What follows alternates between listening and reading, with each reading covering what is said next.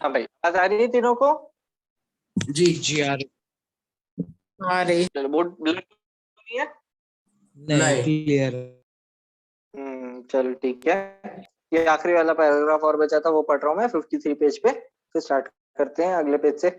You will observe that iron nails rust in test tube A, है ना? Conclusion बता रहे हैं एक्टिविटी से क्या समझ में आया। But they do not rust in test tube B and C. क्यों हुआ ऐसा? क्योंकि भाई दोनों चीजें होनी चाहिए, पानी और वो अपनी ऑक्सीजन। अच्छा, स्क्रीनशॉट ले लिया था क्या जो मैंने लिखा था यहाँ पे? नहीं अरे, किसी ने लिया था क्या तीनों में से स्क्रीनशॉट? नहीं ले पा। चलो कोई बात नहीं। हाँ, मैं वो रिकॉर्डिंग से देख लूंगा, रिकॉर्डिंग से स्क्रीनशॉट ले लूंगा और ग्रुप पे सेंड कर दूंगा। चलेगा? जी चलो, रिकॉर्ड तो ही रहा है ना इससे अच्छा है ये। उसके बाद क्या है? You will observe that iron nails rust in do not rust in test tube B and C. तो ऐसा क्यों हो रहा है? क्योंकि दोनों चीजें चाहिए। In the test tube A the nails are expose to both air and water, है ना? तो ये इंपॉर्टेंट चीज है। In test tube B the nails are expose to only water, है ना? ऑक्सीजन कट ऑफ कर दिया अपन ने, पानी भी बॉइल किया था, ऊपर तेल भी डाल दिया था कि ऊपर से भी ऑक्सीजन आ जाए। उसके बाद इन नहीं and the nails in test tube C. Test tube C में क्या किया अपन ने? पानी नहीं भरा पहली बात तो, और मॉइस्चर था तो अपन ने एनहाइड्रस कैल्शियम क्लोराइड डाल दिया। एनहाइड्रस है वो पानी चाहती है, वो पानी पूरा खींच लेगी। The nails in test tube C are expose to dry air. Dry air यानी पानी भी नहीं है उसमें। बात समझ में आ गई ना तीनों को? जी What does this tell us about the condition under which iron articles rust? तो ये क्या समझ में आया ऐसे अपन को पूछ रहे हैं? तो ये कि रस्टिंग रिक्वायर्स बोथ एयर यानी oxygen and water moisture H2। उसको दो मॉलिक्यूल चाहिए बेसिकली, O2 का और H2O का। ये दोनों मॉलिक्यूल्स होंगे तो रस्टिंग हो जाएगी। अब वो किसी भी फॉर्म में हो सकता है, पानी का मॉलिक्यूल हो सकता है, सीधे पानी डाल दो लिक्विड, या वो अपन जो मॉइस्चर वाली बात कर रहे थे वो। ऑक्सीजन तो एयर से ही मिलेगी। चलो आ जाओ अगले पेज पे, आ जाओ 54 पेज पे। यहाँ पे थोड़ी बहुत इंपॉर्टेंट चीजें आने वाली है इस पेज पे। प्रिवेंशन ऑफ कोरोजन पे तीनों पहुंच गए? स्टार्ट करो। जी जी कौन से पेज नंबर अब अपन को कोरोजन 54 जी हाँ भाई, तो देखो अपन को अब क्या समझ में आ गया है, कोरोजन होता क्यों है? तो अपन को क्या करना है? बेसिकली कुछ चीजें चाहिए जिससे कोरोजन प्रिवेंट हो जाए। बड़ा सिंपल है। पहली बात तो कि ऑक्सीजन और H2 ये दोनों से अच्छे से कट ऑफ होना चाहिए। आयरन में ही अपन चाहते हैं ज्यादातर एक्चुअली, है ना, कि आयरन के आर्टिकल जो रहते हैं उनको ही प्रोटेक्ट करना चाहते हैं ज्यादातर, क्योंकि उसमें जो रस्टिंग होती है बहुत ज्यादा भयंकर होती है। उसमें अगर जंग लगती है आयरन में तो एकदम वीक सा हो जाता है वो, एकदम खराब ही हो जाता है, किसी काम का नहीं बचता फिर। आयरन की मेन चीज यही होती है कि वो स्ट्रांग बहुत है ना, उसमें स्ट्रेंथ बहुत ज्यादा है। लोहे की कोई भी चीज होती है तो रस्टिंग हो गई तो उसकी स्ट्रेंथ ही खत्म हो जाती है। ऐसा कुछ होता कि थोड़ा बहुत शाइन चला गया, वो सब हो गया तो वो फिर भी चलता। पर आयरन के केस में ब्रिजेस टूट सकते हैं भाई अगर रस्टिंग हो गई तो। बात समझ में आती है ना? क्या जरूरत है रस्टिंग को प्रिवेंट करने की? अपन ने ब्रिजेस और ये सब है, ये सब भी अपन आयरन से बनाया करते थे। तो अब अपन क्या करें? इनको किससे बनाए इन ब्रिजेस को? कि ऐसी किसी चीज से बनाना पड़ेगा जो रस्ट नहीं होती हो, या तो आयरन से ही बनाओ और इस तरह कुछ बनाओ कि वो रस्ट ना हो। तो वो सब अपन देखते हैं क्या होने वाला है अभी। आओ प्रिवेंशन ऑफ कोरोजन में थोड़ा स्टार्ट करता हूँ पढ़ना। The rusting of iron can be prevented by, अब देखो एक एक थोड़ा समझाते जाऊंगा। पहला है पेंटिंग, है ना? तो ये इतना इंपॉर्टेंट नहीं, इंपॉर्टेंट पार्ट आएगा बता दूंगा। हाँ, पहला है पेंटिंग। पेंटिंग यानी क्या किया अपन ने? आयरन की जो चीज है उसको मैंने पेंट से कवर कर दिया। तो अभी पेंट से कवर करने से क्या होगा? ऑक्सीजन और H2 ये दोनों ही जो है अगर हवा में होंगे तो कट ऑफ हो जाएंगे। और पेंटिंग की बहुत सिंपल सी प्रॉब्लम है कि भाई थोड़ी बहुत छूटी जाएगी कहीं भी, थोड़ी बहुत अगर कहीं भी छूटी, या हो सकता है पेंट निकलने लगे कुछ टाइम बाद, है ना? पेंट भी थोड़ा वीक सा हो जाता है तो वो भी निकलने लगे, तो वो वापस से वही बात हो जाएगी कि ऑक्सीजन और H2 आ जाएंगे अंदर। तो पेंटिंग इतना अच्छा सॉल्यूशन नहीं है। उसके बाद ऑयलिंग, ग्रीसिंग, तो ये भी वही बात है। अपन ने ऑयल से कवर कर दिया, ग्रीस से कवर कर दिया, तो इसमें भी वही चीज है कि भाई थोड़ा सा चांस है कहीं पे छूट जाए, कहीं पे हो जाए, तो पूरा आर्टिकल जाएगा एक बार में। देखा है ना सर? नोटिस किया? एक जगह से थोड़ा बहुत जंग लगना शुरू होती है तो पूरे आयरन पे फिर धीरे धीरे जंग से कवर हो जाता है। जी ये नोटिस? हाँ, तो ये कहीं भी छूटना नहीं चाहिए वाली बात हो जाएगी फिर। ठीक है, उसके बाद इंपॉर्टेंट चीज है गैल्वेनाइजिंग, है ना? ये अपन अगले पैराग्राफ में आने वाला है, वो देखते हैं। गैल्वेनाइजिंग, क्रोम प्लेटिंग, एनोडाइजिंग और मेकिंग अलॉयज। इसमें से एक चीज तुम जानते हो, एनोडाइजिंग, बाकी समझाऊंगा अभी। एनोडाइजिंग में याद दिलाता हूँ तुम्हें, पीछे था थोड़ा। ये देखो पेज 42 पे आओ। देखो पेज 42 पे डू यू नो वाला जो बॉक्स है उसमें लिखा है एनोडाइजिंग। याद आ रहा है? एनोडाइजिंग में क्या लेते थे? A for anode for aluminium, जिस तरह से मैंने बताया था। तो क्लीन एल्यूमिनियम को अपन एनोड ले लेंगे, और कोई भी जिसपे अपन को एल्यूमिनियम चढ़ाना है जिस चीज पे, उसको अपन कैथोड ले लेंगे। तो एल्यूमिनियम क्या है, मेटल ही है, तो कैटायन बनेगा उसका, तो कैटायन कैथोड की तरफ भागेगा, इसलिए वो पूरे आर्टिकल को कवर कर देगा। यही चीज होती है एनोडाइजिंग। तो अपन बेसिकली एनोडाइजिंग में क्या करते हैं, कोई भी जो भी आर्टिकल है यूजुअली वही रहता है, आयरन रहता है, उसको अपन किससे कवर कर देते हैं, एल्यूमिनियम से कवर कर देते हैं। अब इसका फायदा सोचते हैं, बड़ा इंपॉर्टेंट है। जब अपन इसको एल्यूमिनियम से कवर कर देंगे, तो अब जो ऑक्साइड बनेगी वो किसकी बनेगी, एल्यूमिनियम की बनेगी, है ना। बात ठीक है, रस्टिंग हुई भी, कोरोजन हुआ, तो बाहर क्या हुआ, एल्यूमिनियम से कवर किया था, वो एल्यूमिनियम ऑक्साइड बन गया, तो उसका थोड़ा बहुत शाइन चला जाता है, उससे कोई भी प्रॉब्लम नहीं, क्योंकि आयरन जो है वो अंदर एकदम सेफ रहेगा। क्योंकि एक बड़ी इंपॉर्टेंट प्रॉपर्टी थी कि जो एल्यूमिनियम की जो ऑक्साइड रहती है, बहुत अच्छी एक लेयर बना रहती है प्रोटेक्टिव। देखो थोड़ा सा ही ऊपर देखोगे तो तुमने शायद ऐसे कुछ कॉलम बनाया हो ऊपर, याद है, ऐसा टेबल टाइप बनाई थी अपन ने। और मग अल्जन की देखो एक प्रॉपर्टी लिखी थी, 42 पेज नंबर पे ही हूं मैं, है ना, कि मग अल्जन की एक प्रॉपर्टी लिखी थी कि covered by thin layer of oxide, this prevents further corrosion. बोलो तीनों को याद आ गया? जी। हाँ बहुत बढ़िया। तो इसमें क्या चल रहा है कि मग जो है, इनकी जो ऑक्साइड बनती थी, है ना, इनकी जो ऑक्साइड की लेयर बनती थी, ये क्या हो जाती थी, बहुत अच्छे से आगे रस्टिंग नहीं होने देती थी, और रस्टिंग को प्रिवेंट करती थी, ऊपर से बेसिकली कोट की तरह काम करती थी कि आगे रस्टिंग नहीं होगी इससे। बस आयरन में तो जंग लगती चली जाती है पूरे में, इनमें ऐसा नहीं होता है। पर तो इसलिए अपन एल्यूमिनियम से कवर कर दिया आयरन को, तो बस है अंदर से पूरा आयरन ही, यानी है बहुत स्ट्रांग, हुआ आयरन है अंदर से, पर ऊपर से एल्यूमिनियम लगा हुआ है, तो ऑक्सीड मतलब जो रस्टिंग होगी वो किसकी होगी, अब कोरोजन जो होगा वो एल्यूमिनियम का होगा ऊपर से। और एल्यूमिनियम की तो ये प्रॉपर्टी है एल्यूमिनियम ऑक्साइड की कि आगे रस्टिंग को नहीं बनने देगी। तो ये एक बहुत जो है इंटरेस्टिंग टाइप का अपने पास सॉल्यूशन है। एकदम सेम होता है गैल्वेनाइजेशन में भी। एनोडाइजिंग में कौन था, एल्यूमिनियम था। गैल्वेनाइजेशन में है जिंक, है ना, जिंक भी यही काम करता है, मगल्सन तीनों की प्रॉपर्टी थी ये, है ना। तो यहाँ पे जिंक ले लिया, इसको बोल दिया गैल्वेनाइजेशन। गैल्वेनाइजेशन क्या है कि उसमें जिंक से अपन कवर कर देंगे एकदम सेम प्रोसीजर से, तो जिंक से पूरा आयरन को कवर कर देंगे, तो अब जिंक ऑक्साइड बनेगी, वो रस्टिंग को प्रिवेंट कर देगी, आयरन की रस्टिंग नहीं होने देगी। तीनों साथ में हो, समझ में आ रहा है तीनों को? जी आ रहा है। मैं तेरे को भी आवाज आ रही है ना? हाँ आ रही है भाई। चलो बढ़िया, सिंपल चल रहा है अभी, है ना। अपन को पेंटिंग ऑयलिंग ग्रीसिंग देखा अपन ने, पर इतना इंप्रेसिव नहीं था वो, है ना, हल्का फुल्का छूट गया कहीं तो पूरा आर्टिकल जाएगा, और छूट का क्या, थोड़े टाइम बाद वैसे ही बेकार हो जाएगा, पेंट चेंज करना ही पड़ता है टाइम बाद। उसके बाद गैल्वेनाइजेशन एक अच्छा तरीका है, गैल्वेनाइजिंग जो है। क्रोम प्लेटिंग, तो यहाँ पे क्रोमियम जो होता है, एक मेटल होता है क्रोमियम, है ना, वो है नहीं अपनी रिएक्टिविटी सीरीज में क्योंकि जरूरत नहीं है। क्रोमियम जो होता है उसमें भी ये चीज होती है, उसकी जो ऑक्साइड लेयर होती है वो भी रस्टिंग नहीं होने देती। तो तीन इसी फंडे पे तीन चीजें हैं, गैल्वेनाइजेशन, जिंक की कोटिंग कर दो, जिंक की ऑक्साइड जो है वो आयरन को प्रोटेक्ट कर लेगी। क्रोम प्लेटिंग, क्रोमियम की प्लेटिंग कर दो, वही चीज है इलेक्ट्रोप्लेटिंग कर दो। तो क्रोमियम की प्लेटिंग कर दी तो क्रोमियम की ऑक्साइड प्रिवेंट करेगी, आयरन को नहीं डस्ट होने देगी। तीसरी चीज है एनोडाइजिंग, इसमें एल्यूमिनियम की कोटिंग कर देते हैं। तो इस चीज को ना साइड में लिख ही लो। लेफ्ट साइड थोड़ी सी जगह है ना, तो देखो जो मैं बोर्ड पे लिख रहा हूँ तुम लेफ्ट साइड लिख लो बुक के, 1 2 और 3 करके। गैल्वेनाइजेशन,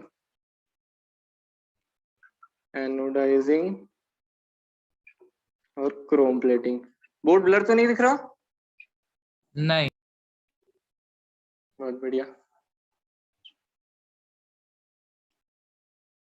देखो, layer of zinc over iron, iron के ऊपर जिंक लगा दिया, बाकी भी एकदम सेम ही लिख रहा हूं मैं कि लेयर ऑफ, यहाँ पे एनोडाइजिंग में है एल्यूमिनियम, बस एल्यूमिनियम की लेयर होती है, और यहाँ पे क्रोम प्लेटिंग में लेयर ऑफ सीआर यानी क्रोमियम होता है, उसकी लेयर होती है। तीनों को पॉइंट क्लियर हुआ क्या? कैसे प्रिवेंट करते हैं? गैल्वेनाइजेशन में जिंक से कवर कर दिया, जिंक ऑक्साइड बनेगी, वो रेजिस्ट कर लेती है, आगे नहीं बढ़ने देती रस्टिंग को, कोरोजन को। एनोडाइजिंग में एल्यूमिनियम ऑक्साइड बनेगा, वो भी कोरोजन आगे नहीं बढ़ने देगा, क्रोमियम ऑक्साइड भी कोरोजन आगे नहीं बढ़ने देगी। स्क्रीनशॉट चाहो तो स्क्रीनशॉट भी ले लो। बोलो आगे बढ़ जाऊं, क्लियर हो गया तीनों को? जी। मैं तेरे को भी क्लियर है?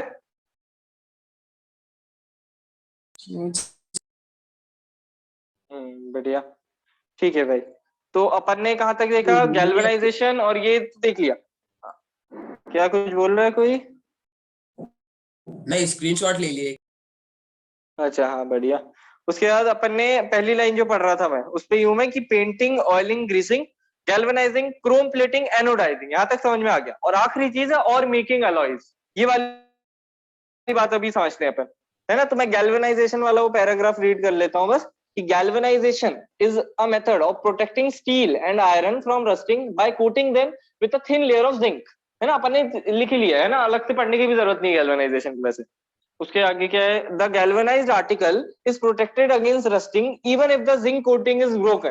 तो जिंक की कोटिंग छूट भी जाएगी कहीं तो भी वो प्रोटेक्टेड है, क्यों? क्योंकि भाई जिंक की जो ऑक्साइड है ना, वो ही आगे नहीं बढ़ने देती है कोरोजन को। देखो आगे उन्होंने पूछ भी लिया कि can you reason this out, इसका रीजन बता सकते हो? हाँ, क्योंकि जिंक की ऑक्साइड, एल्यूमिनियम की ऑक्साइड और क्रोमियम की ऑक्साइड, इन तीनों की प्रॉपर्टी की आगे नहीं बढ़ने देती कोरोजन को। बताओ, बड़ा इंपॉर्टेंट पॉइंट, तीनों को क्लियर हो चुका है ना? क्लियर है। हाँ, जी इसमें से गैल्वेनाइजेशन पे चाहो तो स्टार भी लगा सकते हो, एक बार पूछा गया है वो। तीनों सेम ही चीजें हैं, प्रिंसिपल सेम ही है तीनों का, बस मेटल्स अलग अलग हैं। गैल्वेनाइजेशन में जिंक से कवर किया, जिंक ऑक्साइड आगे नहीं बढ़ने देगी। एनोडाइजिंग में एल्यूमिनियम से किया, क्रोम प्लेटिंग में क्रोमियम से किया। चलो आ जाओ, मैं एलॉइंग पे आ रहा हूँ। अगले पैराग्राफ में एलॉइंग से शुरू हो रहा है। ठीक है, तो एलॉय होता क्या पहले ये देख लेते हैं। एनसीईआरटी ने बाद में जाके एलॉय की डेफिनेशन बताई है। ठीक है, एलॉय कभी ना कभी सुना है लाइफ में? हाँ, दो एलॉय, और दो, एक से ज्यादा मेटल को मिला के। हाँ। अब यहाँ पे एक छोटी सी चीज है, मेटल नहीं, सिर्फ मेटल ही नहीं, नॉन मेटल भी होगा थोड़ा बहुत तो भी चलेगा। अपन कुछ भी ऐसा मटेरियल बना रहे हैं, कुछ चीजों को मिला के, मेटल हो नॉन मेटल हो, कुछ चीजों को मिला के अपन ऐसा मटेरियल बना रहे हैं जिससे अपनी डिजायरेबल प्रॉपर्टीज पूरी हो पा रही है। एनसीईआरटी की लाइन पढ़ देता हूँ, अभी थोड़ी बाद में आएगी वो, है ना, तब जब पहुंचेंगे। तो an alloy is a homogenous mixture of two or more metals or a metal and a non metal, है ना। तो इतना ही लिखा है एनसीईआरटी ने। तो बेसिकली कुछ नहीं है, अलॉय ऐसे कोई भी कुछ चीजों को मिला के अपन बना रहे हैं, मेटल हो नॉन मेटल हो फर्क नहीं पड़ता, कुछ चीजों को मिला के अपन ऐसा कुछ बना रहे हैं जिससे अपने जो डिजायरेबल प्रॉपर्टीज है वो पूरी हो जाए, जो अपन चाहते हैं वो पूरा हो जाए। जैसे मैं चाहता हूँ एक बहुत ऐसा मेरे को एक वो मिल जाए मेटल, ऐसा मेरे को कोई भी चीज मिल जाए जिसमें रस्टिंग नहीं होती हो और स्ट्रॉन्ग इतना ही हो, आयरन जितना स्ट्रॉन्ग हो, है ना। आयरन में प्रॉब्लम वही है ना, बेसिकली वो रस्टिंग हो जाती है थोड़े टाइम बाद, जंग लग जाती। तो मेरे को एक ऐसी चीज चाहिए जिसमें रस्टिंग नहीं हो और जो है स्ट्रेंथ भी उसकी आयरन जितनी हो। तो अपन ने अलॉय बनाया और अपन को मिल गया स्टील। स्टील जो होता है उसकी शक्ति बहुत ज्यादा होती है ना। अपने जितने भी फिर अपन चीजें बनाने लगे, ब्रिज, वो सब जितनी भी चीजें वो स्टील से बनाई जाती है। कभी अपने यूटेंसिल तक देख लेना, वो तक स्टील के बनाने लगे। देखना, स्टेनलेस स्टील करके लिखा होगा उस पर, देखा है कभी, नोटिस किया? जी। जी बहुत। हाँ, तो वो अपन सब स्टील के क्यों बनाने लगे? क्योंकि उन पे जंग नहीं लगने वाली। तो पक्का है भाई, ग्लास में जिससे पानी पी रहा हूँ उसमें भी तो सबसे ज्यादा चांस है जंग लगने का, क्योंकि पानी पी रहा हूँ मैं, उससे लगातार पानी से एक्सपोजर हो ही रहा है। तो आयरन का होता तो उसमें आराम से जंग लग जाती। तो इसलिए क्या होता है, अब जितनी भी ज्यादातर चीजें बनने वाली है सारी स्टील की बनने वाली। क्यों? क्योंकि स्टील में रस्टिंग नहीं हो रही और आयरन जितनी शक्ति है ना, स्ट्रॉन्ग भी बहुत ज्यादा है, आयरन जितना स्ट्रॉन्ग है वो। चलो बहुत बढ़िया। तो इस तरह से अपन अलॉइंग को यूज कर सकते हैं ना। अलॉय बनाने की प्रोसेस को बेसिकली बोलते हैं अलॉइंग। ये बोल रहा हूं मैं, अलॉइंग, है ना। एनसीईआरटी ने ये वर्ड यूज किया है। देखो भाई, स्टार्ट कर रहा हूँ थोड़ा पढ़ना मैं। Alloying is a very good method, तीसरे पैराग्राफ से पढ़ रहा हूँ मैं, प्रिवेंशन ऑफ कोरोजन में। Alloying is a very good method of improving the properties of a metal. We can get the desired properties by this method, है ना। जो अपन को चाहते हैं वो मिल सकता है। अब देखो यहाँ पे 4 अलॉयज आने वाले हैं, है ना। 4 अलॉयज जो है उनके फॉर्मूले आने वाले हैं कि 4 अलॉय किस तरह से, कौन से मेटल को बनता है, कौन से अलॉय। वो चारों मैं पहले ही लिखवा दे रहा हूँ, आएंगे तो सीधा अपन को समझ में आ जाएंगे। ये चारों जो मैं लिखवा रहा हूँ ये चारों एनसीईआरटी में ही दिए हैं, ठीक है। और मैंने वो और भी वो देखा मैंने तो, और उनकी ज्यादा जरूरत है नहीं तुम्हें।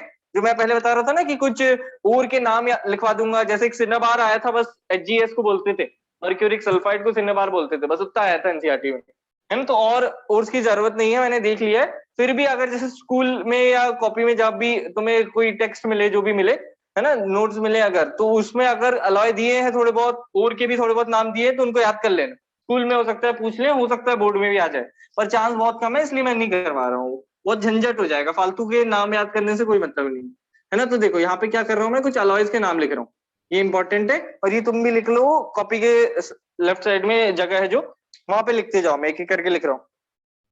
बोलो, स्टार्ट करूं मैं? जी जी साथ में आना, चलो ठीक है, आ जाओ। पहला है अपना स्टील, सबसे इंपॉर्टेंट स्टील। तो पहली बात, इसमें आयरन है काफी सारा, बहुत सारा आयरन होता है। कितना होता है उतने डिटेल में जाने की जरूरत नहीं है। आयरन होता है बहुत सारा, निकल होता है ना। काम करता हूँ, सिंबल लिख देता हूँ मैं, निकल। अच्छा चलो पूरा लिख देता हूँ, हो सकता है सिंबल तुम्हें नहीं पता हो। तो निकल होता है, क्रोमियम होता है, chromium, iron, nickel, chromium. Steel किस किस चीजों से बना है वो मैं बता रहा हूँ। आयरन, निकल, क्रोमियम, और लास्ट चीज होती है ट्रेसेस। ट्रेसेस यानी बहुत ही कम अमाउंट में, बहुत ट्रेसेस होते हैं बस उसके, मतलब ट्रेसेस ऑफ कार्बन। हाँ, तो ये बड़ा इंपॉर्टेंट है। यहाँ पे कार्बन जो है ये अकेला नॉन मेटल है ना। तो यानी आपने स्टील बनाया, स्टील एक अलॉय है, सिर्फ मेटल से नहीं बनाया, पर देखो नॉन मेटल भी आ गया। तो इसलिए बिल्कुल जरूरी नहीं है, स्टील जो है एक मिक्सचर ऑफ मेटल्स का, नॉन मेटल भी आ सकता है। तो आयरन हो गया, मेन चीज तो आयरन ही है, बहुत सारा आयरन होता है, थोड़ा बहुत निकल, थोड़ा बहुत क्रोमियम, और कार्बन बहुत ही कम अमाउंट में कार्बन होता है। तो ये पहला है, इसको लिख लो पहले। समझ लिख में आया लिया। क्या कर रहा हूं मैं? जी जी हाँ, जी बात समझ में आ रही है ना क्या चल रही है? कि अपन अलग अलग अलॉय देख रहे हैं, और देख रहे हो किससे बने हुए हैं, बस सही है। स्टील हो गया पहला। दूसरा ब्रास लिखवा देते हैं, ब्रास। ये चारों एनसीईआरटी में लिखे जो मैं कहूंगा। ब्रास होता है कॉपर, सीओ कॉपर होता है, प्लस जिंक से बना होता है। देखो, पर इसको याद करने का तरीका मैं बताऊंगा अभी, देखो। और दूसरा होता है ब्रोंज, शायद कभी कॉपर और एसएन। इसको देखो याद कैसे रखना है, ये देखो जिसमें एस है ब्रास, इसमें एस है ना, उसमें एस नहीं है। और जिसमें जेड है उसमें जेड नहीं है। बोलो, याद रहेगा थोड़ा? जी हाँ, ये ट्रिक है। यानी ब्रास एस वाला जो है वो जेड, उसके लिए फॉर्म, उसको बनाने के लिए जिंक चाहिए। और ब्रोंज जेड वाला जो है उसको बनाने के लिए एस एन यानी टिन चाहिए। बोलो, तीनों को समझ में आया? जी जी चलो बढ़िया। और चौथा वाला है सोल्डर, SOLDER, सोल्डर। ये इतना ज्यादा इंपॉर्टेंट नहीं है वैसे, है ना, लिखवाया पर एनसीईआरटी में है तो लिखवा देते हैं। पीबी और एसएन। पीबी यानी लेड, और एसएन यानी टिन। लेड और टिन को मिलाओगे तो सोल्डर जाएगा। बोलो, तीनों ने लिख लिया? आवाज आनी चाहिए तीनों की। जी जी बैंक लिख लिया तूने भी? हाँ चलो बढ़िया, ठीक है ठीक है। तो ये क्या है, चारों अलॉयज है। स्टील है पहला, जिसमें सबसे ज्यादा बहुत सारा आयरन होगा। स्टील का मेन काम ये था कि भाई रस्टिंग नहीं होनी चाहिए, तो आयरन है इसमें बहुत सारा, पर वो रस्टिंग ना हो उसके लिए बहुत सारी चीजें डाली, निकल डाला है, क्रोमियम डाला है, थोड़े बहुत कार्बन डाला है। इससे रस्टिंग नहीं होती है आयरन की। तो बेसिकली स्ट्रेंथ मिल जाएगी आपको आयरन की, जितना स्ट्रॉन्ग है उतना रहेगा स्टील स्ट्रॉन्ग, पर इसमें रस्टिंग नहीं होगी, तो फायदा हो गया अपना। ब्रास में क्या है, कॉपर प्लस जिंक, ये है ब्रास। ब्रॉन्ज क्या है, कॉपर प्लस टिन, है ना। तो जेड वाले में एस है, एस वाले में जेड है, ऐसे याद रखना है। सोल्डर होता है लेड प्लस टिन। चलो ठीक है, इसका स्क्रीनशॉट ले लो इस पेज का, तो ले लो, मैं आगे रीड करते जाता हूँ बस। एक और छोटी सी चीज है, हाँ, एक और छोटी सी चीज है, एमेलगम, है ना। ये लिखने की जरूरत नहीं है जो मैं समझा रहा हूँ। एमेलगम, एमेलगम क्या होता है? जैसे मैं बोलूं सोडियम एमेलगम, सोडियम एमेलगम, है ना, पोटेशियम एमेलगम। तो ये बेसिकली क्या है, एक टाइप का वो होता है, अलॉय होता है, जिसमें मर्क्यूरी होता है, Hg, मर्क्यूरी। कोई सा भी अलॉय जिसमें आपने मर्क्यूरी मिला दिया तो उसका नाम हो जाएगा एमेलगम। सोडियम एमेलगम क्या होगा, Na प्लस Hg, है ना। जैसे अपन यहाँ पे लिखे रहते हैं, ब्रास क्या था, कॉपर प्लस जिंक। तो सोडियम और मर्क्यूरी को मिला दिया मैंने, तो ये सोडियम एमेलगम बना दिया मैंने। अगर मैंने पोटेशियम को मर्क्यूरी के साथ मिला दिया तो बन जाएगा पोटेशियम एमेलगम। थोड़ा सा पोटेशियम लिया, थोड़ा सा मर्क्यूरी लिया। अच्छा, ये याद रखना, फॉर्मूले इनके, है ना, ये इनके कॉन्स्टिट्यूएंट्स है। डिफरेंस समझते हो दोनों में? जी देखो, हाँ, ये ऐसा नहीं है कि ये इनके फॉर्मूले हैं, ये मैं समझना। जैसे मैं बोलूं कॉपर सल्फेट, तो उसका फॉर्मूला होगा CuSO4। पर मैं बोलूं स्टील, तो इसका फॉर्मूला नहीं होगा कुछ, इसके कॉन्स्टिट्यूएंट्स होंगे, किससे बना है, ये मिलके बना है ना। इसका अकेले खुद का कोई फॉर्मूला नहीं होगा। स्टील का फॉर्मूला क्या होता है, ऐसा कुछ नहीं होगा। वो आयरन, निकल, क्रोमियम, ट्रिसियो करे, इन सबको मिलाया अपन ने, एक अप्रोप्रिएट उनके भी रेशियो रहता है, एक कितने रेशियो में मिलाना है इन सबको। तो इन सबको उतने रेशियो में मिलाया तो स्टील बन गया, है ना। तो ये फॉर्मूले नहीं होंगे इनके, ये इनके कॉन्स्टिट्यूएंट्स होंगे, इन चीजों से बने हैं। जैसे पोटेशियम एमेलगम, ये पोटेशियम और मर्क्यूरी, इन दोनों को मिलाया मैंने, किसी एक रेशियो फिक्स होगा उसका भी, उसमें मिलाऊंगा तो पोटेशियम अमेलगम मिलता है। तो ऐसी कोई भी अलॉय जिसमें मर्क्यूरी मिला है उसका नाम अमेलगम पड़ जाता है अपने आप। बात समझ में आ गई क्या? जी चलो अब ज्यादा कुछ बचा नहीं समझाने को, अपन मैं रीड करना स्टार्ट कर देता हूँ। हाँ, जो अलॉइंग से ही पढ़ना स्टार्ट कर देता हूँ। 54 पेज नंबर का तीसरे पैराग्राफ पे हूँ। बोलो तीनों को समझ में आ चुका है? रीड करना स्टार्ट करूँ? आवाज आनी चाहिए तीनों की। जी जी जी हाँ चलो बढ़िया। तो देखो अब अलॉइंग से शुरू कर रहा हूँ, तीसरा पैराग्राफ से। Alloying is a very good method of improving the properties of the metal, we can get the desired properties by this method. ये तो देख लिया अपन ने। फिर फॉर एग्जांपल, अब यहाँ से वो अलॉय के नाम एक तरह से शुरू कर रहे हैं। For example, iron is the most widely used metal but it is never used in its pure state. उसको प्योर यूज नहीं कर सकते। This is because pure iron is very soft and stretches easily when hot. तो ये तो एक चलो दूसरा रीजन बता रहे हैं कि भाई वो जो प्योर आयरन होता है, एकदम प्योर की बात करूं मैं, तो वो हल्का सा सॉफ्ट होता है। स्ट्रेंथ रहती है उसमें पर हल्का सा सॉफ्ट होता है। थोड़ा इमेजिन करना कठिन होगा तुम्हारे लिए, इतना मत याद रखो, इतना कोई नहीं पूछेगा। बस ये भी याद रख सकते हो क्योंकि ये भी एक्चुअल में एक सही बात है कि भाई वो रस्ट हो जाता है ना, उसमें जंग बहुत लगती है। प्योर आयरन ले भी लूं मैं तो वो भी क्या हो जाएगा, जंग बहुत लगेगी उसमें। समझ पा रहे हो? जी हाँ चलो ठीक है। उसके आगे, this is because pure iron is very soft and stretches easily when hot. हाँ, इस पॉइंट की बिल्कुल जरूरत नहीं है, मत चिंता करो। But if it is mixed with a small amount of carbon, small amount यानी बेसिकली ट्रेसेस में कार्बन। देखो वही इसका फॉर्मूला बता देंगे, धीरे फॉर्मूला बोल रहा हूँ, मतलब कॉन्स्टिट्यूएंट बता देंगे स्टील के ही। देखो, but if it is mixed with a small amount of carbon about 0.05%, it becomes hard and strong. When iron is mixed with nickel and chromium, we get stainless steel, which is hard and does not rust. है ना? तो stainless steel या steel दोनों अभी फिलहाल के लिए same मान सकते हो। स्टील क्या है? Iron, nickel, chromium plus traces of carbon. इतना याद रखना बस। एनसीईआरटी थोड़ा घुमा के लिखती है उसी चीज को। फिर आगे क्या है? Thus if iron is mixed with some other substance, अब आयरन को किसी और चीज के साथ मिला दो तो कुछ और बन जाएगा। Its properties change. In fact the properties of any metal can be change if it is mixed with some other substance. The substance added may be metal or non metal. तो क्या बोल रही है एनसीईआरटी कि किसी भी चीज, कोई भी मेटल है, उसको किसी और मेटल या नॉन मेटल किसी से भी मिला दोगे तो उसकी प्रॉपर्टीज बदल जाएंगी। इसी चीज को बोलते हैं अलॉइंग, है ना? अलाउ बनाना, अलॉय बनाने का प्रोसेस बेसिकली अलॉइंग है ना। तो अलॉय अपन ने जो बनाया जैसे स्टील, इसकी प्रॉपर्टीज आयरन से काफी अलग है ना? उसकी स्ट्रेंथ काफी हद तक सेम है आयरन से, पर रस्ट नहीं करता बिल्कुल, तो प्रॉपर्टीज बदल दी अपन ने।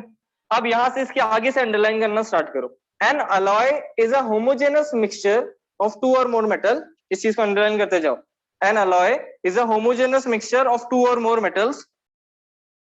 पूरा अंडरलाइन करना है इसको लास्ट तक। ये देखो मिल गया तीनों को, कहां से अंडरलाइन करना है? देखो इधर से अंडरलाइन करना स्टार्ट कर दो, एंड तक पूरा अंडरलाइन करना है इसको। कर लिया तीनों में? रीड कर लूं? जी जी कर लिए। चलो देखो मैं रीड कर रहा हूँ क्या अंडरलाइन किया अपन ने कि भाई N alloy is a homogeneous mixer. अब देखो होमोजेनस वर्ड का भी यहाँ पे बड़ा इंपॉर्टेंस है। होमोजेनस मिक्सर यानी एक सॉल्यूशन की तरह होना चाहिए। जैसे अब मैंने पानी है उसमें नमक मिला दिया तो उसमें हर एक अमाउंट में उतना ही नमक मिला होता है। ये चीज मैं थोड़ी बहुत समझा चुका हूँ, याद हो तो। होमोजेनस और हेट्रोजेनस मिक्सचर, तो उसकी कंसंट्रेशन थ्रू आउट सेम होनी चाहिए। यानी दुनिया का कोई सा भी मैं स्टील का टुकड़ा उठा के देखूं, है ना, मान लो मैंने कोई एक ब्रिज था उसमें से थोड़ा सा स्टील देखा, है ना, मेरे यूटेंसिल जो थे उसमें से थोड़ा सा स्टील निकाल के देखा, तो उस सारे स्टील में इनका रेशियो सेम होना चाहिए। जैसे मान लो 50% आयरन है, ये 25% है, ये 24% है और ये 1% है ट्रेसेस ऑफ कार्बन। हर एक स्टील में यही अमाउंट रहनी चाहिए, हर एक स्टील में रेशियो यही रहना चाहिए। समझ गए? स्टील के टुकड़े में थ्रू आउट जो है रेशियो यही रहना चाहिए। बात समझ में आई क्या? जी आ गई। हाँ बस वही है, होमोजेनस मिक्सचर होना चाहिए वो। चलो ठीक है। तो क्या है? An alloy is a homogenous mixture of two or more metals, or a metal and a non metal. तो कुछ भी हो सकता है बेसिकली, है ना? Metal, non metal, metal metal, कुछ भी हो सकता है। It is prepared by first melting the primary metal. किस तरह से प्रिपेयर करते हैं?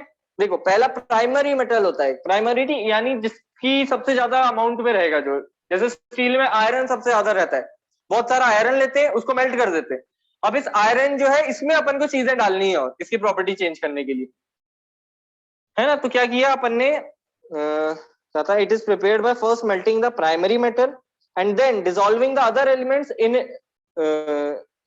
इन इट इन डेफिनेट प्रोपोर्शंस, यानी जितना चाहिए उतना हिसाब से। जैसे निकल थोड़ा हो सकता है ज्यादा चाहिए हो, ज्यादा डाला, क्रोमियम उससे कम, और कार्बन तो एकदम ही कम, बहुत ट्रेसेस में डालना पड़ता है। उसके बाद dissolving the other elements in definite proportion, उसके बाद it is then cool to room temperature, उसका ठंडा कर दो तो वो मेटल मिल गया अपन को। समझ में आ गई यहाँ तक तीनों को बात? जी आप। चलो बढ़िया। उसके आगे डू यू नो वाला बॉक्स में पढ़ रहा हूँ, pure gold known as 24 carat gold. इतना इंपॉर्टेंट नहीं है ये वाला बॉक्स, ठीक है, अगला वाला इंपॉर्टेंट है, मोर यू नो वाला जो बॉक्स है लास्ट। चलो तो देखो, pure gold known as 24 carat gold is very soft, it is therefore not suitable for making jewellery. तो एकदम 24 कैरेट का जो गोल्ड रहता है वो बहुत सॉफ्ट रहता है ना, उसकी ज्वेलरी नहीं बनाई जा सकती, उसमें थोड़ा सा तांबा मिलाते हैं, सब सुना है? सोने में हल्का सा तांबा मिलाया जाता है ताकि हल्का सा सख्त हो जाए वो। जी जी सुना है तीनों ने? मैथ क्लास का अभी तो मेरे को नहीं पता, मम्मी बाहर है ना, मम्मी आएंगी तो उनसे पूछ लूंगा, या ग्रुप पे डाल ही देंगे मम्मी, ठीक है? जी जी जी अभी अपन, हाँ चलो ठीक है। उसके बाद क्या है कि 24 कैरेट गोल्ड जो है बड़ा सॉफ्ट है, तो उसमें अपन ने थोड़ा बहुत वो डाल दिया कॉपर, तो उससे जो है वो थोड़ा हार्ड सा हो जाता है, तो उससे फिर अपन ज्वेलरी बना सकते हैं। क्यों बनाते हैं गोल्ड की ज्वेलरी? बेसिकली क्योंकि थोड़ा चमकता है ना, तो अब थोड़ा सा उसमें तांबा मिला देंगे तो उसकी चमक इतनी कम नहीं होगी, हाँ, पर थोड़ा सख्त हो जाएगा, थोड़ा हार्ड हो जाएगा वो कम से कम। हाँ, तो अब 24 कैरेट क्यों बोलते हैं? तो देखो ये बहुत इजी सा तरीका है मतलब बोलने का, कैसा भी बोल सकते हैं वाली बात है। अपन में जैसे यूजुअली यूज होता है परसेंट वाला सिस्टम, 100% यानी पूरी तरह, तो यहाँ पे इनने बोल दिया 24 कैरेट यानी पूरा। 24 कैरेट सोना यानी एकदम खरा सोना है, पूरा पूरी तरह सोना है ये। और मैंने बोल दिया 23 कैरेट यानी इसमें 1/24 पार्ट जो है इसमें मिक्सचर है कुछ, और 23/24 पार्ट्स जो है ये गोल्ड है, ये गोल्ड है ना, ये कुछ मिक्स किया है यहाँ पे कुछ मिक्सचर है। थोड़ी बहुत बात समझ में आई क्या? फ्रैक्शन है बेसिकली एकदम, है ना, सिंपल फ्रैक्शंस है, वही एनसीईआरटी ने एक्सप्लेन करने की कोशिश की, और कुछ नहीं है। ठीक है, तो not suitable for making jewellery, it is alloyed with either silver or copper to make it hard. नहीं भी समझ में आया तो मत चिंता करो, बिल्कुल इंपॉर्टेंट नहीं। Generally in India 22 carat gold is used for making ornaments. इसका क्या मतलब है? It means that 22 parts of pure gold is alloyed with 2 parts of either copper or silver, है ना, वही बात है। मैंने बोला 23 कैरेट, तो उसमें 23 पार्ट जो है 24 में से वो प्योर गोल्ड होगा, एक पार्ट जो है वो होगा थोड़ा बहुत मिक्सचर, ठीक है, इसकी इतनी जरूरत नहीं है, फालतू था। चलो मिटाता नहीं हूँ मैं, स्क्रीनशॉट ले लेना। चलो यहाँ तक कोई डाउट तो नहीं है ना, आगे बढ़ जाऊं? नहीं नहीं। हाँ हाँ चलो ठीक है। तो देखो अभी तक अलॉय में क्या है, एनसीईआरटी ने अभी तक बस स्टील ही बताया अपन को, अभी बाकी वाले भी आने वाले हैं, देखो अगले पैराग्राफ। अब देखो, if one of the metals is mercury, इस लाइन को अंडरलाइन कर लो, if one of the metals is mercury then the alloy is known as an amalgam. If one of the metals is mercury the alloy is known as an amalgam, इस चीज को underline कर लो। यानी अगर मैंने sodium मिला दिया है ना बहुत सारा मर्क्यूरी के साथ, तो उसको मैं बोलूंगा सोडियम अमेलगम। अमेलगम टर्म है एक तरह से, मर्क्यूरी के लिए दिया गया है थोड़ा बहुत। तो बस इस लाइन को अंडरलाइन कर लो कि if one of the metals is mercury then the alloy is known as amalgam, बस आगे अंडरलाइन करने की जरूरत नहीं है। The electrical conductivity and melting point of an alloy is less than that of pure metal. अच्छा हाँ, इसको भी अंडरलाइन कर लो, इस लाइन को भी, इस लाइन को भी अंडरलाइन कर लो। एक सेकंड रुकना।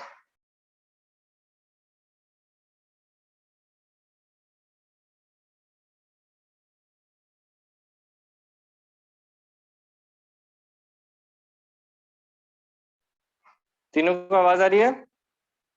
जी हाँ तो क्या अंडरलाइन किया अपन ने कि पहला तो अगर मेटल, हाँ एक मेटल उसमें मर्क्यूरी है तो अलॉय का नाम अमेलगम है। दूसरी लाइन क्या है, इंपॉर्टेंट है बड़ी, कि the electrical conductivity and melting point of an alloy is less than that of pure metal. जो प्योर मेटल होंगे जिनको मिला के आपने वो अलॉय बनाया है, उससे जो है अलॉय का जो इलेक्ट्रिकल कंडक्टिविटी और मेल्टिंग पॉइंट, ये दोनों ही चीजें कम होगी। ब्रास है, कॉपर और जिंक से बनता है, तो कॉपर की कोई इलेक्ट्रिकल कंडक्टिविटी जो होगी है ना, उसकी जो जितनी अच्छे से वो बिजली कंडक्ट करता होगा, और जिंक जितने अच्छे से करता होगा, इन दोनों से ही कम होगी ब्रास की। ब्रास जो है इतने अच्छे से नहीं कर पाता होगा जिनका मैं इंडिविजुअली कॉपर और जिंक की बात करूं, है ना, तो कॉपर जिंक से मिला के जो बनाया। सिमिलरली मेल्टिंग पॉइंट वाली बात है, कॉपर बहुत हाई टेम्परेचर पर मेल्ट हो रहा है, जिंक थोड़े कम पे मेल्ट हो रहा है, तो ब्रास और बहुत कम पे मेल्ट होगा। समझ में आ गया? थोड़ा आगे बढ़ जाऊं? जी इलेक्ट्रिकल कंडक्टिविटी और मेल्टिंग पॉइंट के बारे में है बस। ठीक है, अब देखो for example brass and alloy of copper and zinc, है ना? तो कॉपर और जिंक, एस वाले के लिए जेड है, जेड वाले के लिए एस है। ब्रास में जेड है यानी कॉपर प्लस जिंक है, और ब्रोंज में कॉपर प्लस टिन है, एसएन। ठीक है, तो for example brass an alloy of copper and zinc CuZn and bronze an alloy of copper and tin CuNSn are not good conductor of electricity whereas copper is used for making electrical circuits. यानी क्या बोल रहे हैं, copper अकेले खुद तो बड़ा अच्छा कंडक्टर है, कॉपर के ही अपन वायर वायर बनाते हैं, पर वो जो है ब्रोंज और ब्रास, इन दोनों को इंडिविजुअली लेके देखो तो ये दोनों अच्छे ही नहीं है, कॉपर से कमी है दोनों की कंडक्टिविटी, जिंक से भी कमी होगी, टिन से भी कमी होगी। चलो ठीक है, solder and alloy of lead and tin, अब कुछ अंडरलाइन करने की जरूरत नहीं, सब तुमने लेफ्ट साइड में लिख रखा है अलॉय के अंदर। Has a low melting point and is used to for welding electrical wires together, इसकी जरूरत नहीं है। सोल्डर का मैं बता देता हूँ थोड़ा सा, फ्यूज वायर बनाने के काम आता है। फ्यूज वायर थोड़ा बहुत समझते हो क्या इलेक्ट्रिसिटी का? जी हाँ थोड़ा बहुत मैं समझाता हूँ। जैसे कभी हाई करंट आया घर में, अब तो यूज नहीं होते, अब तो अपने पास वो आ गया एमसीबी, तो वो अपने आप ही वो नीचे गिर जाता है एमसीबी, तो एमसीबी बस उठाना होता है तो वो ठीक हो जाता है। पहले फ्यूज वायर यूज किया जाता था, क्या होता था इसमें, फ्यूज वायर का पूरा बदलना पड़ता था। इसमें क्या होता था, एक वायर है, उसका मेल्टिंग पॉइंट इतना कम है कि अगर करंट ज्यादा आया तो बहुत ज्यादा हीट आएगी, तो वो अपने आप ही मेल्ट हो जाएगा, तो वो कनेक्शन कट जाएगा अपने आप ही, है ना, पिघल जाएगा वो। तो फिर इसको डब्बे को, फ्यूज के डब्बे को चेंज करना पड़ता था पूरा, है ना। तो फ्यूज वायर है एक, अगर ज्यादा आया टेम्परेचर तो अपने आप ही वो मेल्ट हो जाएगी, मतलब अगर ज्यादा वो आया करंट तो अपने आप ही टेम्परेचर बढ़ेगा तो अपने आप ही मेल्ट हो जाएगी। तो ये फ्यूज वायर का इस तरह से यूज किया जाता था, क्योंकि ज्यादा टेम्परेचर मतलब ज्यादा करंट आया अगर, तो घर की डिवाइसेस को थोड़ा नुकसान पहुंच सकता है ना, तो इसलिए ज्यादा करंट भी नहीं आना चाहिए घर में, तो सोल्डर लगा देते थे, सोल्डर की फ्यूज वायर लगा देते, तो उससे क्या हो जाएगा, करंट ज्यादा हुआ, टेम्परेचर बढ़ेगा तो अपने आप ही मेल्ट हो जाएगी। बात समझ में आई क्या थोड़ी बहुत? जी जी आ गई। मत चिंता करो, पर ज्यादा कुछ नहीं पूछते इसमें से, अलॉय पूछते हैं बस जो मैंने लिखवा दिए। स्टील किससे बनता है, iron nickel chromium traces of carbon. Brass copper plus zinc, bronze copper plus silver, sorry silver बोल रहा हूँ, टिन। सोल्डर बनता है लेड प्लस टिन से। चलो ठीक है, यहाँ तक तीनों को समझ में आ गया है, तीनों की आवाज आनी चाहिए। जी आ गया। हो गया है। चलो बढ़िया। अब देखो आखिरी वाला मोर यू नो वाला बॉक्स पढ़ रहा हूँ, वो बड़ा इंपॉर्टेंट है, एग्जाम में पूछे ना पूछे वैसे भी पता होनी चाहिए वाली चीजें, है ना, अपने देश के बारे में है, थोड़ा बहुत बताता हूँ किस बारे में। देखो, the wonder of ancient Indian metallurgy, Ashok pillar का नाम सुना है क्या? जी सुना है। हाँ, अशोक पिलर जो है उसके, हाँ उसके ऊपर अपना नेशनल एम्बलम होता है, तुमने देखा होगा ऐसे नेशनल एम्बलम जो है अपना, चार शेर बने होते हैं, चारों एक अलग अलग दिशा में देख रहे हैं। हाँ तो वो नेशनल एम्बलम, और चक्र जो है अशोक चक्र जो होता है ना, अपने 24 स्ट्रोक्स होते हैं उसमें, अपने जो इंडियन फ्लैग के ऊपर भी होता है, हाँ वो सब भी, वो दोनों ही चीजें वहां पे दिखती हैं। अशोक पिलर जो है वो बड़ा इंपॉर्टेंट है अपने इंडिया के, एक तरह से मेटलर्जी को रिप्रेजेंट करता है वो, कि एक टाइम पे अपने जो मेटलर्जी के स्किल्स थे इंडिया के, वो कितने हाई थे, यानी उनको स्टील बनाना तो नहीं आता था तब, पर उनने एक ऐसा मेटल बना दिया था जो रस होता ही नहीं था। वो जो पिलर है ना, अशोक का जो पिलर है, वो किसी ऐसी चीज से बना है जिसकी जो स्ट्रेंथ है ना, जिसके जो मतलब स्ट्रेंथ है वो तो आयरन जितनी है, पर वो अभी तक जो है रस्ट नहीं हुआ है ना, अभी तक उसमें रस्ट नहीं लगी, अभी तक उसमें जंग नहीं लगी, और वो स्टील भी नहीं है। मतलब अपन अभी तो आज तो फिगर आउट कर चुके हैं कि भाई स्टील बनाओगे तो वो रस्ट नहीं होगा, पर उस जमाने में वो लोग स्टील के अलावा कोई ऐसी चीज यूज करते थे जिसमें जंग ही नहीं लगती थी और आयरन से भी ज्यादा स्ट्रेंथ थी उसमें। देखो मैं पढ़ता हूँ अब, the wonder of ancient Indian metallurgy, the iron pillar near the Qutub Minar in Delhi was built more than 1600 years ago, बहुत पहले का बना है, by the iron workers of India. They had developed a process which prevented iron from rusting. तो उनने इस तरह की प्रोसेस निकाल दी थी जिससे आयरन रस्ट ही नहीं होता था। For its quality of rust resistant, it has been examined by scientists from all parts of the world. सब लोग इसको रिसर्च कर रहे हैं कि भाई ऐसा क्या है इसमें, किस चीज से बना हुआ है ना, कि भाई आयरन से भी ज्यादा स्ट्रॉन्ग हो रहा है और रस्ट भी नहीं कर रहा है इसका आयरन। स्टील अपन आज फिगर आउट थोड़ा बहुत कर चुके हैं, पर उस टाइम पे उन्होंने कैसे बना लिया था ये चीज। उसके आगे, the iron pillar is 8 metre high and weighs 6 ton, 6 ton का है। चलो इतना नहीं पूछेंगे, है ना, पर इतना बस थोड़ा बहुत याद होना चाहिए तो, कि क्या है इतना, क्यों उसके पीछे लोग वो है कि क्या है ऐसा, मतलब वंडर क्यों करते हैं, उसकी मिस्ट्री क्यों है उसके पीछे, क्योंकि वो रस्ट नहीं होता है, एक बहुत स्ट्रेंथ जो है उसकी सब्सटेंस की वो बहुत हाई है, और आयरन है उसमें फिर भी वो रस्ट नहीं करता है। चलो ठीक है, अपन देखते हैं हम 55 पेज नंबर पे क्वेश्चन कर लेते हैं, खत्म हो जाएगा चैप्टर। आ जाओ। पहला है कि metallic oxide of zinc, magnesium and copper were heated with the following metals, in which cases will you find displacement reaction taking place. ठीक है, बड़ा इजी है ये तो। देखो जिंक ऑक्साइड और जिंक ही दे दिया इनने, तो इसमें तो कोई रिएक्शन होगी भी तो भी नहीं पता चलेगा, है ना, तो इसलिए इसका तो नो रिएक्शन आ जाएगा। जिंक ऑक्साइड और मैग्नीशियम, सोच के बताओ मेरे को, मैग्नीशियम जिंक को रिप्लेस करेगा कि नहीं, रिएक्टिविटी सीरीज के आधार पर बताओ। करेगा। बहुत बढ़िया, है ना। तो जिंक जो है, सोचिए देखो, केना का मग अल्जन, तो केना का मग मैग्नीशियम अल्जन, है ना, तो जिंक जो है नीचे आया, मैग्नीशियम की जो रिएक्टिविटी है ज्यादा है, तो मैग्नीशियम जिंक को हटा देगा। बात समझ में आई क्या तीनों को? जी बड़ा बेसिक सा है, आगे नहीं बढ़ रहा मैं, है ना, सारे इस तरह से किए जा सकते हैं। कॉपर ऑक्साइड, जिंक जो है कॉपर ऑक्साइड को रिप्लेस कर देगा, मैग्नीशियम भी कॉपर को कर देगा, है ना, तो ऐसे करके तुम लोग कर लेना है, बहुत इजी सा है, पहले चैप्टर की ली गई है चीजें, एक्चुअली जरूरत भी नहीं है यहाँ पे डिस्कस करने की। दूसरी चीज है which metal do not corrode easily, कौन से मेटल से जो कि कोरोड नहीं होते इजीली, तो उनका क्वेश्चन है बेसिकली वो जो ऑक्साइड की लेयर बनाने वाले थे, हाँ, मग अल्जन जो थे, ये तीन जो थे, इसलिए तो अपन इनको आयरन के ऊपर कवर कर देते थे, जिससे वो कोटिंग बन जाए और वो कोरोजन नहीं हो जाता। और तीसरा क्वेश्चन है वाटर अलॉयज, तो यहाँ पे एनसीईआरटी की डेफिनेशन ही लिखनी है कि an alloy is a homogenous mixture of two or more metals, one or a metal and a non metal use for, मतलब जो प्रॉपर्टीज होंगी वो डिजायरेबल अपन उससे पा सकते हैं। 4 डेफिनेशन है एक्चुअली छोटी छोटी चैप्टर में, मिनरल और गैंग और ये जो है अपना एलॉय। चलो भाई ये चैप्टर हुआ खत्म। बताओ किसी को कोई भी डाउट तो नहीं है आज की क्लास का? नहीं नहीं तो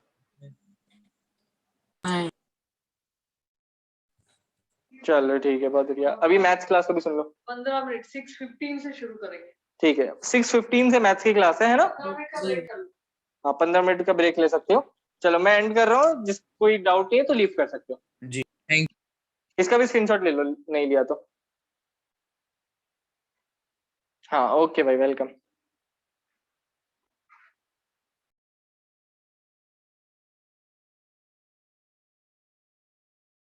थैंक यू भैया।